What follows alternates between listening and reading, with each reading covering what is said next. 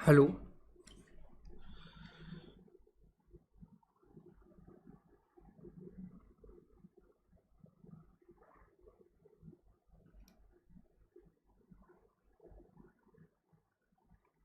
Hello.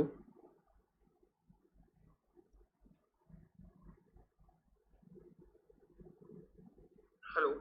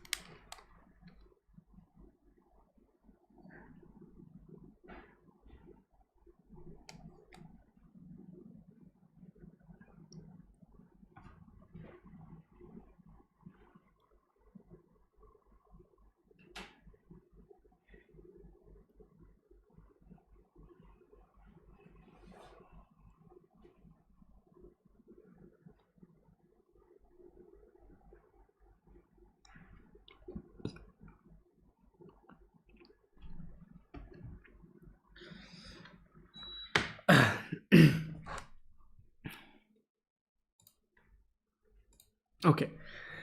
नमस्कार दोस्तों, आप सभी लोगों का बहुत बहुत स्वागत है अनअकैडमी के इस नए प्लेटफॉर्म अभियान पर और अनअकैडमी की एप्लीकेशन में। एक सुबह सुबह आपका स्वागत है स्पेशल क्लास में। पहली बात, जितने भी दोस्त यहाँ पर जुड़े हुए हैं यूट्यूब पर, आपसे मेरी एक छोटी सी रिक्वेस्ट है दोस्तों कि टेलीग्राम पर जाएं। ये हमारा ऑफिशियल चैनल है अभियान, जैसा कि आप यहाँ देख सकते हैं। तो अभी अभी मैंने वहाँ पर एक लिंक पोस्ट किया है, वो इस क्लास का लिंक है। एक्चुअली यहाँ पर हम टेस्ट इसलिए कंडक्ट करते हैं क्योंकि यहाँ पर पोल का ऑप्शन मिल जाता है और बेटर तरीके से टेस्ट हम यहाँ पर कंडक्ट कर पाते हैं। तो आप लोगों से रिक्वेस्ट है कि आप टेलीग्राम पर जाइए, वहाँ पर t.me/unacademy अभियान लिखिए, हमारे टेलीग्राम चैनल को आप ज्वाइन करें दोस्तों। और टेलीग्राम चैनल ज्वाइन करने के बाद वहाँ पर एक अनअकैडमी की लिंक दी हुई है, उसको आप ओपन करें तो इस क्लास में आप जुड़ पाएंगे। ये मेरा आपसे निवेदन रहेगा। तो दोस्तों, आपको पता है कि हमने कल भारतीय क्रांतिकारी आंदोलन को पढ़ लिया था। इंडियन रेवोल्यूशनरी मूवमेंट के बारे में हमने बात कर ली थी। ओके। तो इंडियन रेवोल्यूशनरी मूवमेंट की बात हम कर चुके थे। आज उसके कुछ प्रश्न हम लगाएंगे, रिवीजन करेंगे, और प्रश्न लगाने के बाद हम महात्मा गांधी के बारे में कुछ बातें करेंगे। महात्मा गांधी के परिचय को समझेंगे कि किस प्रकार गांधी जी भारत में अपने पांव को आगे बढ़ाते हैं और भारतीय राष्ट्रीय आंदोलन में एक अहम भूमिका निभाते हैं। तो हम बापू के बारे में बात कर रहे होंगे। उससे पहले एक छोटा सा टेस्ट है, लगभग 22 प्रश्न मैं आपके लिए लेकर के आया हूं। तो इससे क्या होगा, क्रांतिकारी आंदोलन का एक बहुत बढ़िया रिवीजन हो जाएगा और सारी चीज़ें आपको अच्छे से याद हो जाएंगी, और ये भी पता पड़ेगा कि जो हमने पढ़ा है उससे प्रश्न किस प्रकार के बन रहे हैं, क्वेश्चन किस प्रकार के बन रहे हैं। ठीक है।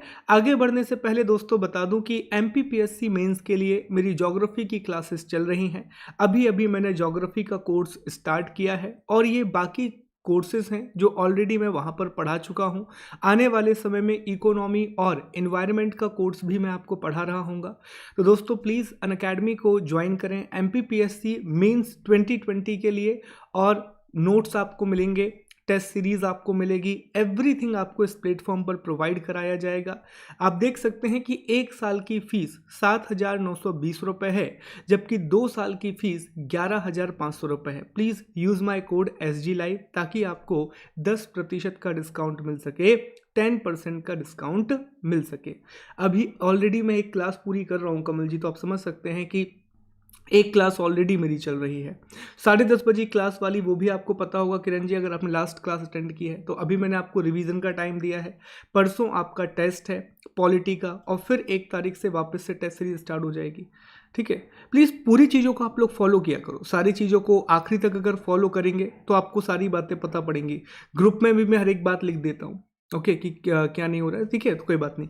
बिल्कुल किरण जी, आगे स्टार्ट हो जाएगी, थैंक यू सो मच। तो आप लोग वहाँ से ज्वाइन कीजिएगा सभी लोग। एमपी की टेस्ट सीरीज हम स्टार्ट कर रहे हैं, तो आप लोग उसको ज्वाइन जरूर कीजिएगा। चलिए तो शुरू किया जाए टेस्ट को। क्या आप लोग तैयार हैं? सभी लोग तैयार हैं? ओके चलिए, तो अब मैं चैट ऑफ कर रहा हूँ और फिर हम टेस्ट को शुरू करेंगे।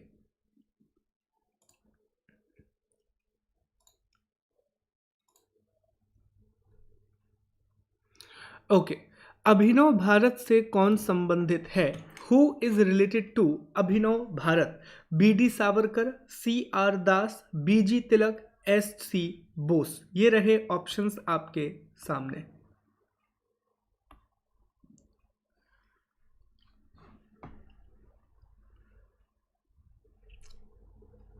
फिर से मैं वही कहूँगा, यूट्यूब पर जितने लोग हैं दोस्तों, प्लीज़ आप लिंक देख लीजिए, जो हमारा टेलीग्राम चैनल है अभियान, ठीक है, वहाँ पर आपको इसकी लिंक मिल जाएगी और आप स्पेशल क्लास से जुड़ सकते हैं।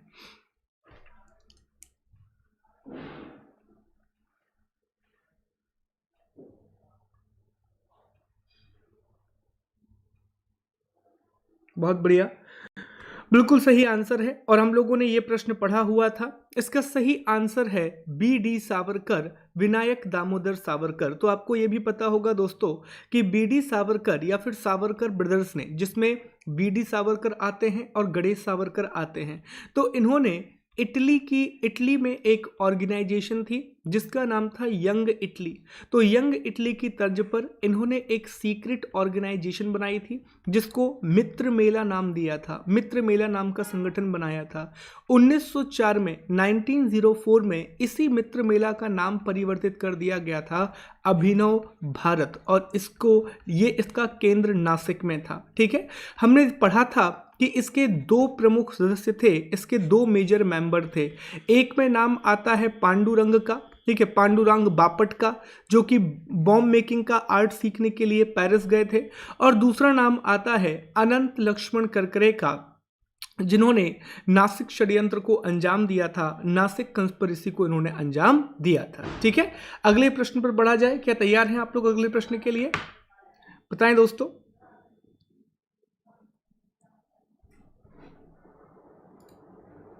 ओके चलिए, तो अगले प्रश्न की ओर बढ़ते हैं।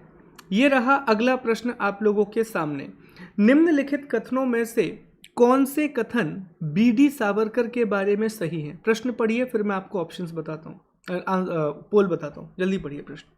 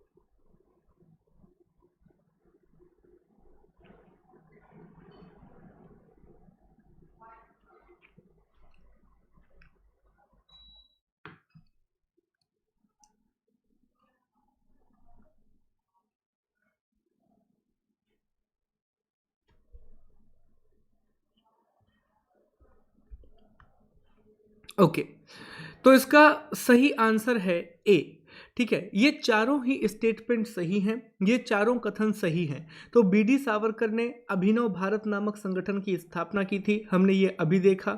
उन्होंने मैजनी की जीवनी लिखी थी। तो जब हम बी डी सावरकर के बारे में पढ़ रहे थे तो वहाँ हमने डिस्कस किया था कि ये मैजनी से बहुत ज़्यादा इंस्पायर थे, और मैजनी ने इटली में यंग इटली नामक एक गुप्त संगठन या सीक्रेट ऑर्गेनाइजेशन बनाई थी। उसी प्रकार के गुप्त संगठन को इन्होंने भारत में भी स्थापित किया था। ये भी पता है कि उन्होंने भारत का स्वतंत्रता संग्राम 1857 नाम की एक किताब लिखी थी और इस किताब में उन्होंने लिखा था कि जो 1857 की क्रांति है वो सही मायनों में प्रथम राष्ट्रीय स्वतंत्रता संग्राम है, फर्स्ट नेशनल फ्रीडम मूवमेंट है। ओके, और ये भी मैंने आपको बीच में एक कहानी सुनाई थी कि जब इनको लंदन में पकड़ा गया, नासिक षड्यंत्र के लिए, नासिक कंस्पिरेसी के लिए लंदन में इनको गिरफ्तार किया गया। लंदन से गिरफ्तार करके इनको भारत वापस ला रहे थे और जब इनको भारत वापस ला रहे थे तब दोस्तों इन्होंने बीच में भागने की कोशिश भी की थी, जहाज से कूद गए थे, लेकिन वापस इनको पकड़ लिया गया था। तो ये चारों चीजें सही हैं। लाला लाजपत राय ने भी लिखी थी, ये भी मैंने आपको बताया था सोना जी कल की क्लास में कि दो लोगों ने मैजनी के बारे में लिखा है, लाला लाजपत राय और बीडी सावरकर। ठीक है, चलिए अगले प्रश्न की ओर बढ़ा जाए। तैयार हैं आप लोग अगले प्रश्न के लिए? ओके, तो ये रहा आपका प्रश्न दोस्तों। अगला प्रश्न, युगांतर पार्टी का नेतृत्व किया था। Yugantar party was led by Jatindra Nath Mukherjee, Sachindra Nath Sanyal, Ras Behari Bose, Subhash Chandra Bose. ये रहे ऑप्शंस आपके सामने।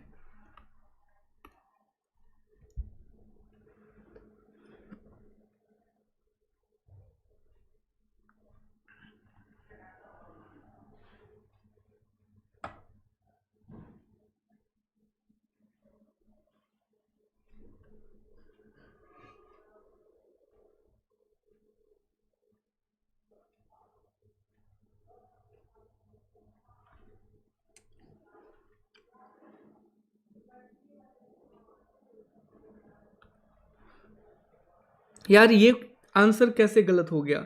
इसका सही आंसर तो जतेंद्र नाथ मुखर्जी होगा। कैसे होगा आप लोगों को पता है? हम लोगों ने डिस्कस किया था युगांतर जो है, हाँ सॉरी सॉरी सॉरी, हाँ ये सही थे। युगांतर एक न्यूज़पेपर भी हुआ करता था और इसी को एक पार्टी का रूप भी दिया गया था। ओके, तो इसको जतेंद्र नाथ मुखर्जी के द्वारा लीड किया गया था। ठीक है, चलिए आगे बढ़ते हैं, अगले प्रश्न की हम बात करते हैं। अगला प्रश्न ये रहा आपके सामने, वारिंद्र घोष किससे संबंधित थे? Varindra Ghosh was associated with, अब ये बहुत आसान है, इसमें कोई गलती नहीं होनी चाहिए दोस्तों।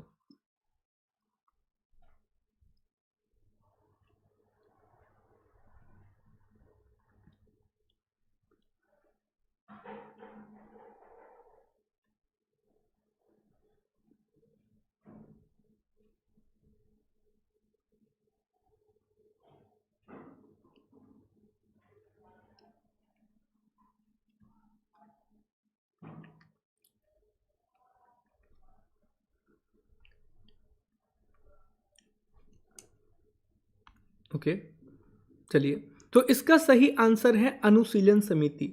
हमने डिस्कस किया था बंगाल के रेवोल्यूशनरी मूवमेंट को और वहाँ पर हमने डिस्कस किया था कि 3 अनुशीलन समितियाँ बनाई गई थी। एक समिति थी जो कलकत्ता में 1902 में बनाई गई थी, कलकत्ता वाले इलाके में 1902 में बनाई गई थी और इस अनुशीलन समिति के साथ, ठीक है, प्रथम नाथ दत्त जुड़े हुए थे जो कि इसके अध्यक्ष थे, वारेंद्र घोष इसके साथ जुड़े हुए थे, जतिन नाथ मुखर्जी जिनको बाघा जतिन के नाम से जाना जाता है वो भी इसके साथ जुड़े हुए थे, भूपेंद्र नाथ दत्त भी इसके साथ जुड़े हुए थे। ठीक है, तो ये आपको याद रखना है। तो वारिंद्र घोष अनुशीलन समिति से संबंधित थे।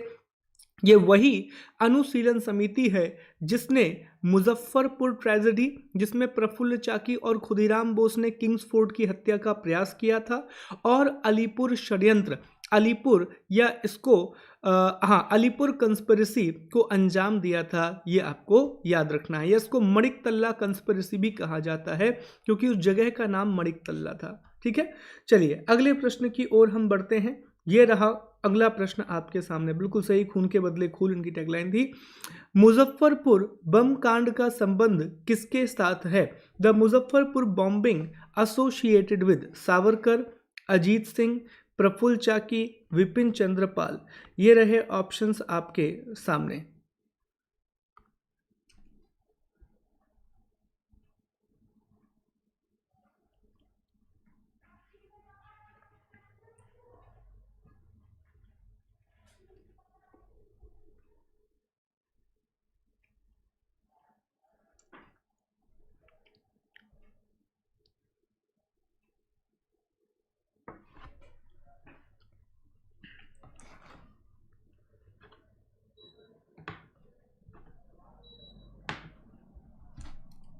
ओके, 62% लोगों ने इसका सही जवाब दिया है और इसका सही आंसर है सी, प्रफुल्ल चाकी। तो दोस्तों आप लोगों को पता है कि अनुशीलन समिति के दो सदस्य थे, एक खुदीराम बोस और दूसरे थे प्रफुल्ल चाकी।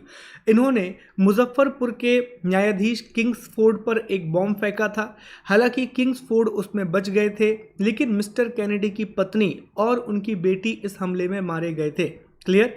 तो प्रफुल्ल चाकी ने आत्महत्या कर ली थी, जबकि खुदीराम बोस को गिरफ्तार कर लिया गया था और मात्र 18 साल की उम्र में इनको फांसी की सजा हो गई थी, जो सबसे कम उम्र में शहीद होने वाले भारतीय हैं। ठीक है, ये पॉइंट आपको याद रखना है।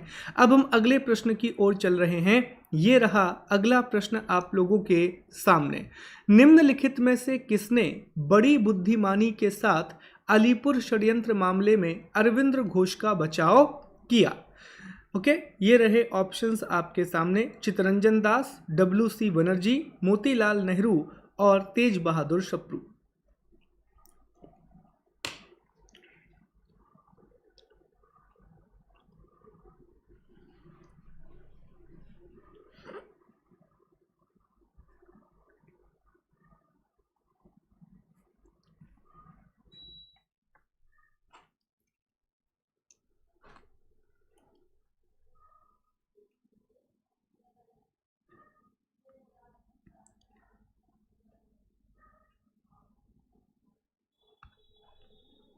ओके, तो इसका सही आंसर है ए, चित्तरंजन दास या CR दास। तो हम सभी लोगों को पता है, कल हमने पढ़ा था कि अलीपुर षड्यंत्र मामले में एक केस चलाया गया। ये केस वीरेंद्र कुमार घोष, हेमचंद्र कानूनगो और अरविंद घोष पर चलाया गया था। अरविंद घोष इस केस में छूट जाते हैं। इसका पूरा क्रेडिट दिया जाता है चित्तरंजन दास को।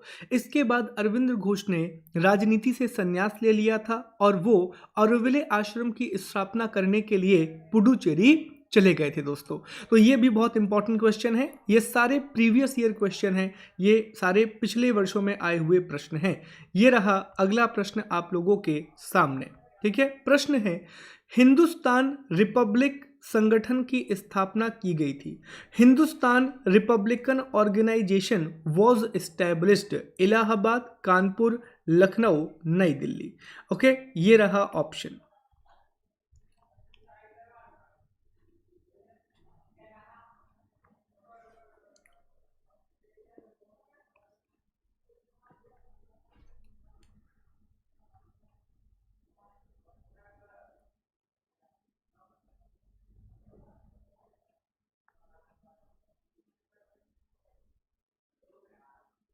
चलो कोई बात नहीं, कोई बात नहीं।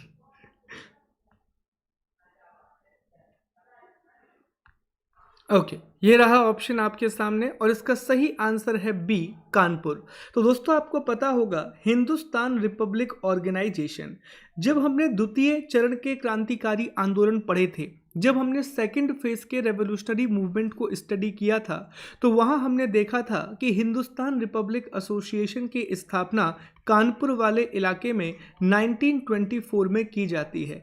इसकी स्थापना सचिंद्र सान्याल और योगेंद्र बनर्जी के द्वारा की जाती है और इसके जो प्रमुख सदस्य होते हैं, मेजर मेंबर में राम प्रसाद बिस्मिल का नाम आता है, चंद्रशेखर आज़ाद का नाम आता है, राजेंद्र लाहाड़ी, रोशन सिंह इनका नाम आता है और अशफाक उल्ला खां का नाम आता है। तो ये पॉइंट दोस्तों आपको याद रखना है। तो 9:05 पे ही हमने शुरू किया था क्लास को। ठीक है, चलिए तो आगे बढ़ते हैं। नहीं, AM है, AM है, AM है। देखें यहाँ पर, निम्नलिखित में से कौन हिंदुस्तान रिपब्लिक एसोसिएशन का सदस्य नहीं था? Who among the following was not a member of Hindustan Republic association? बड़ा अच्छा प्रश्न है। भगत सिंह, चंद्रशेखर आजाद, राम प्रसाद बिस्मिल या फिर शिव वर्मा?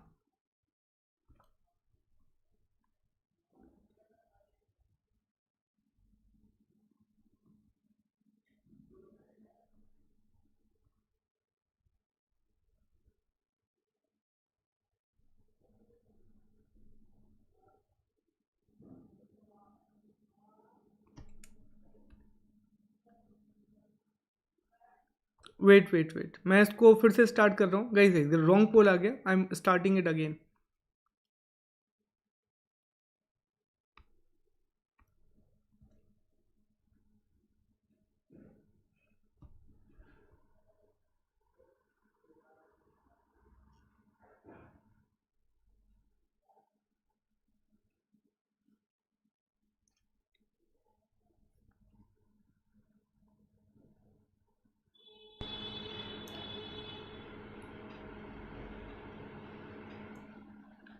इस बार सही है।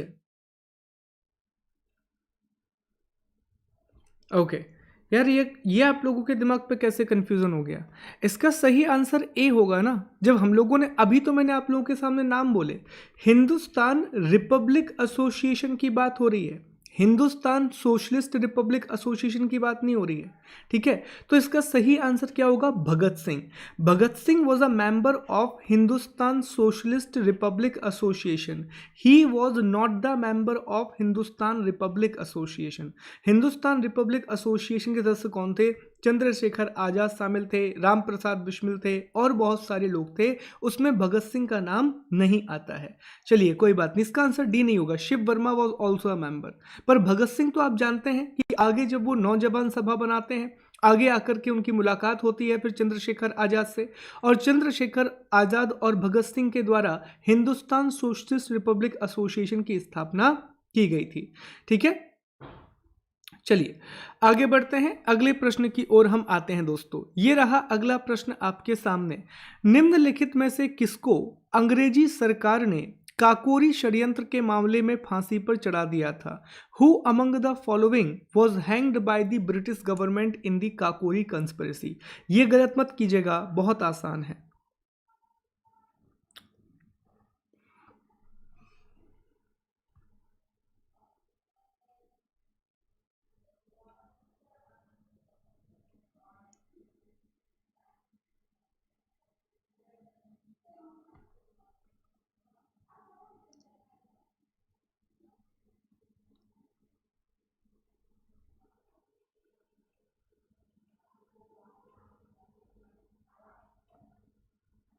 ओके, ये रहा पोल का रिजल्ट। आप लोग क्या कर रहे हो यार, पढ़ के नहीं आए हो क्या आप लोग? ये बेसिक क्वेश्चंस गलत कैसे कर रहे हो आप? पिछला वाला प्रश्न भी आपने गलत किया जो कि बहुत आसान था, ये वाला प्रश्न भी आप गलत कर रहे हो। इतने अच्छे से तो पढ़ा है हम लोगों ने, एटलीस्ट नोट्स तो रिवाइज करके आना चाहिए ना आप लोगों को यार। क्या क्या गलत, प्रॉब्लम क्या जा रही है, कहाँ समस्या जा रही है यार? सारी चीज़ें हमने पढ़ी हैं, everything I have explain to you. उसके अलावा पीडीएफ भी मैंने आपके साथ शेयर किया हुआ था। ये तो बहुत आसान प्रश्न है यार। अब काकोरी कंस्पिरेसी में भगत सिंह तो शामिल थे नहीं, तो भगत सिंह को तो फांसी होगी नहीं। बटुकेश्वर दत्त का नाम कहाँ आता है? सेंट्रल बॉम्बिंग असेंबली में आता है, तो बटुकेश्वर दत्त भी इसमें शामिल नहीं होंगे। दो लोग तो इसमें शामिल थे, राम प्रसाद बिस्मिल और चंद्रशेखर आजाद। ये भी हमें पता है कि चंद्रशेखर आजाद यहां से भाग गए थे। अगर चंद्रशेखर आजाद को काकोरी कांड के लिए फांसी हो जाती तो आगे जाकर के फिर वो हिंदुस्तान सोशलिस्ट रिपब्लिक एसोसिएशन कैसे बनाते? लॉजिकल क्वेश्चन भी तो लगा सकते हैं ना, एक बेसिक लॉजिक भी तो अप्लाई कर सकते हैं। चीजें अगर याद नहीं है तो इसका सही आंसर तो ऑटोमेटिकली राम प्रसाद बिस्मिल हो जाएगा। ये क्वेश्चन तो गलत मत करो ना यार, ये तो बहुत ही आसान से क्वेश्चन है, ये भी गलत कर रहे हैं आप लोग। ऐसे कैसे काम चलेगा यार? मतलब दिस इज नॉट गुड ना, कि इतनी मेहनत कर रहे हैं, आप भी पढ़ रहे हो, आप अपना समय लगा रहे हो, मैं अपना समय लगा रहा हूँ नोट्स बनाने में, पढ़ाने में, कोशिश कर रहा हूँ कुछ नया लेकर के आऊँ, आप लोग समझ ही नहीं रहे हो बात को यार। ठीक है, सीरियस ही नहीं हो रहे हो पढ़ाई के लिए, ऐसे काम नहीं बनेगा ना यार। कुछ लोगों का ग्रुप है, अच्छे से पढ़ रहे हैं, अच्छे से पढ़ लीजिए। ये तो बेसिक क्वेश्चन तो गलत मत करो, बिल्कुल बेसिक क्वेश्चन हैं, इनको तो गलत नहीं होना चाहिए यार। चलिए ये रहा नेक्स्ट क्वेश्चन आपके सामने। निम्नलिखित में से कौन काकोरी कांड मुकदमे में सरकारी वकील था? हाँ, ऐसे प्रश्न गलत हो तो अच्छा लगता है कि ठीक है भाई ये समझ नहीं आ रहे हैं, ठीक है। चलिए ये रहे ऑप्शंस आपके सामने।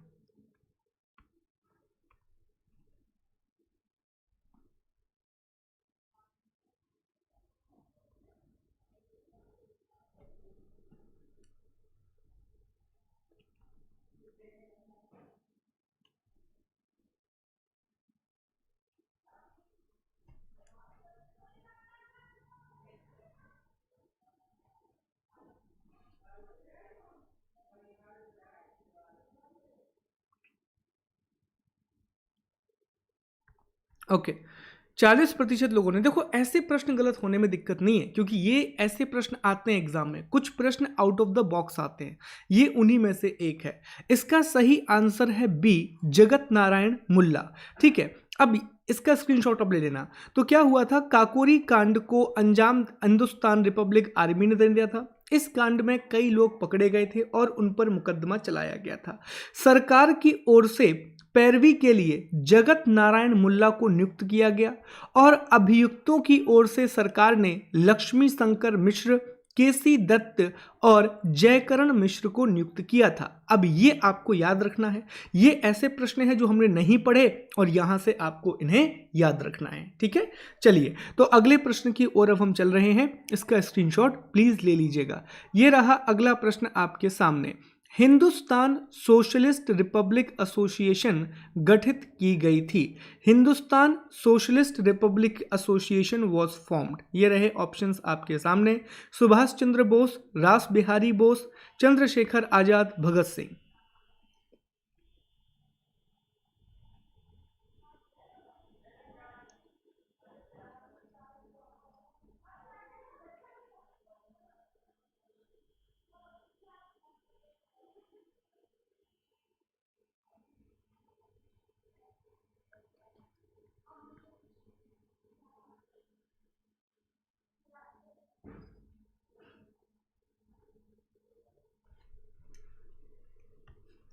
यार कर क्या रहे हो आप लोग आज?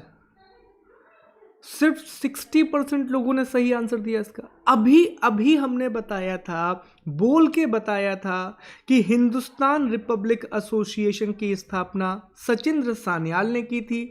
हिंदुस्तान सोशलिस्ट रिपब्लिक एसोसिएशन की स्थापना चंद्रशेखर आजाद ने की थी, अभी बोला था। और हमने इसको भी डिस्कस किया था कि यहाँ पर ये सोशलिस्ट वर्ड क्यों जोड़ा गया था। इसका रीजन क्या था कि चंद्रशेखर आजाद ने भगवती शरण बोहरा और भगत सिंह के साथ मिलकर के एक डॉक्यूमेंट तैयार किया था। उस डॉक्यूमेंट को द फिलॉसफी ऑफ बॉम्ब बोला गया था। उसमें यह बताया गया था कि क्रांतिकारियों के उद्देश्य क्या होते हैं, ऑब्जेक्टिव क्या होते हैं।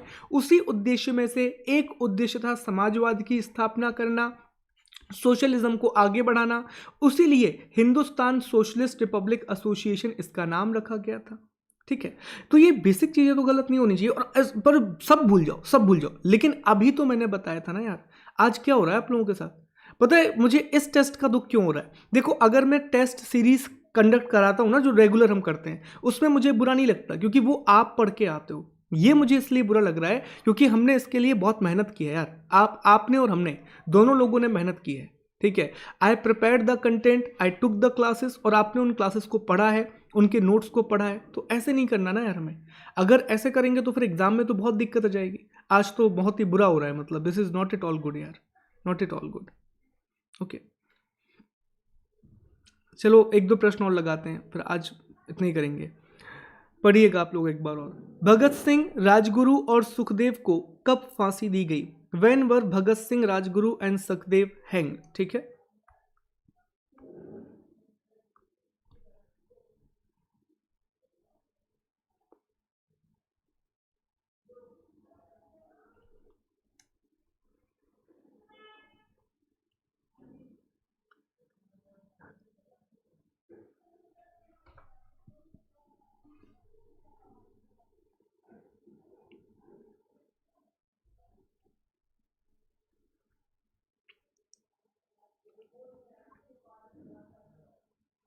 चलिए, this is good, this is quite better, slightly better. तो 23 मार्च 1931 को राजगुरु, सुखदेव और भगत सिंह को फांसी दी गई थी। अब आप ये बताइए दोस्तों, आप ये बताइए कि इनको फांसी दी क्यों गई थी? What was the reason? किस चीज के लिए इनको फांसी दी गई थी? बताएंगे प्लीज आप लोग, किस केस के लिए इनको फांसी दी गई थी? आंसर दीजिए प्लीज। बहुत अच्छे, याद रखना, इनको फांसी दी गई थी लाहौर कंस्पिरेसी के लिए, लाहौर षड्यंत्र के लिए इनको फांसी दी गई थी। देखिए, और इनको गिरफ्तार कब किया गया था ये भी बता दीजिए। इनको अरेस्ट कब किया गया था? तो इनको अरेस्ट किया गया था जब इन्होंने सेंट्रल लेजिस्लेटिव असेंबली में बॉम्ब फेंका था। लेकिन दोस्तों, दो प्रकार के सवाल यहां से आपसे पूछेगा। एक प्रश्न आपसे पूछेगा कि central legislative sorry, Bhagat Singh को गिरफ्तार कब किया गया? तो after the bombing on central legislative assembly, उसके बाद इनको गिरफ्तार किया गया। जबकि इनको फांसी की सजा क्यों दी गई? तो इनको फांसी की सजा लाहौर षड्यंत्र के मामले में दी गई थी, लाहौर कंस्पिरेसी के मामले में दी गई थी, जहां पर इन्होंने चंद्रशेखर आजाद, राजगुरु और सुखदेव के साथ मिलकर के सैंडर्स नाम के पुलिस अधिकारी को मारा था। तो इस कारण से इन्हें फांसी की सजा दी गई थी। ठीक है, चलिए आगे बढ़ते हैं, अगले प्रश्न की ओर चलते हैं। क्यों, ये रहा अगला प्रश्न आपके सामने। लाहौर षड्यंत्र कांड में निम्नलिखित में से किस क्रांतिकारी को फांसी नहीं हुई थी? Which of the following revolutionary was not hanged at the Lahore conspiracy? आसान है, आपके सामने ही दिख रहे हैं आंसर, तो दिक्कत नहीं जाएगी।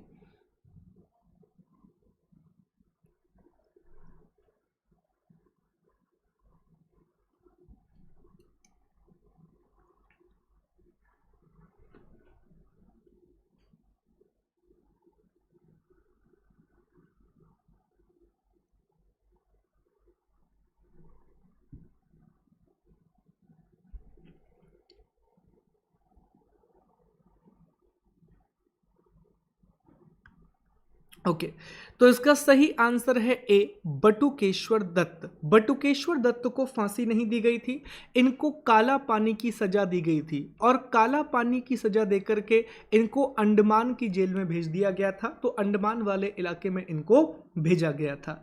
ठीक है, तो आइए चलते हैं अगले प्रश्न की ओर।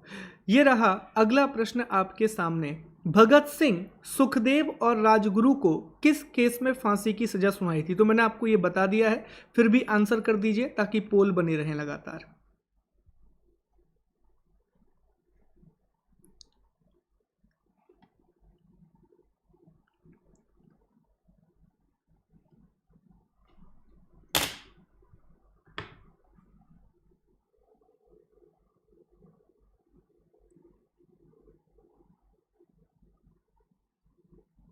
नहीं, हाँ, ये क्लास हर दिन होती है, पर ये यूट्यूब पर होती है। इसका टेस्ट हम यहाँ लेते हैं। इसकी क्लासेस नेहा जी मैं कंप्लीट कर चुका हूँ ऑलरेडी।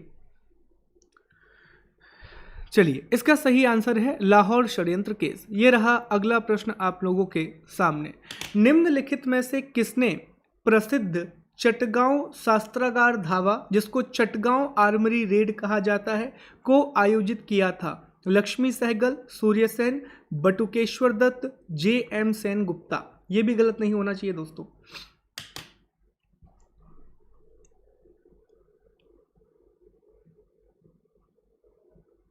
नहीं नहीं, क्लास तो रेगुलर होगी ना। जी नहीं जी, वो क्लास यूट्यूब पर होती है बेसिकली, ये क्लास। बिल्कुल जीतू जी, इसके बारे में भी हम बात कर लेंगे, बिल्कुल।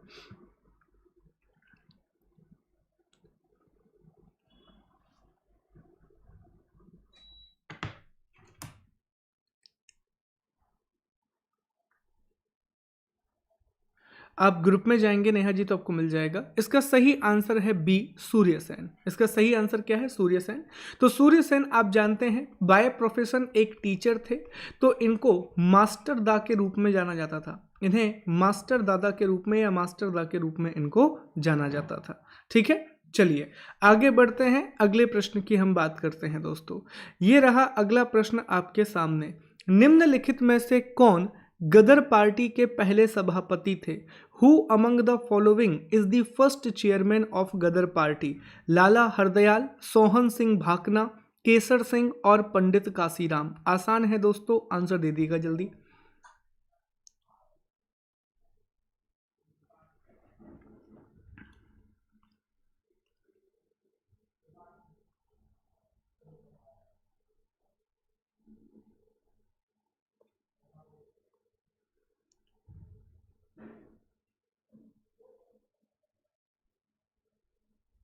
नहीं, अभी तो नहीं है प्लस पर।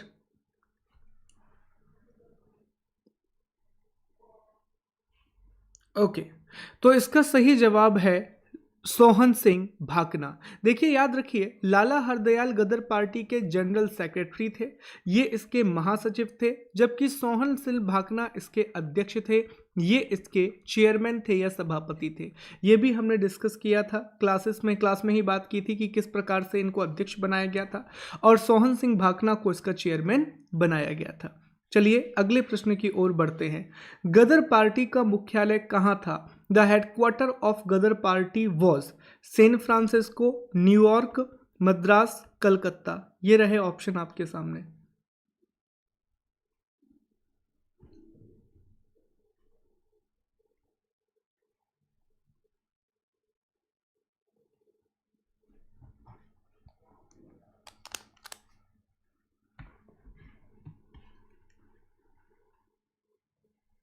ठीक है, मैं स्टार्टिंग से एक बार आपको पीडीएफ अवेलेबल करा दूंगा आज, डोंट वरी।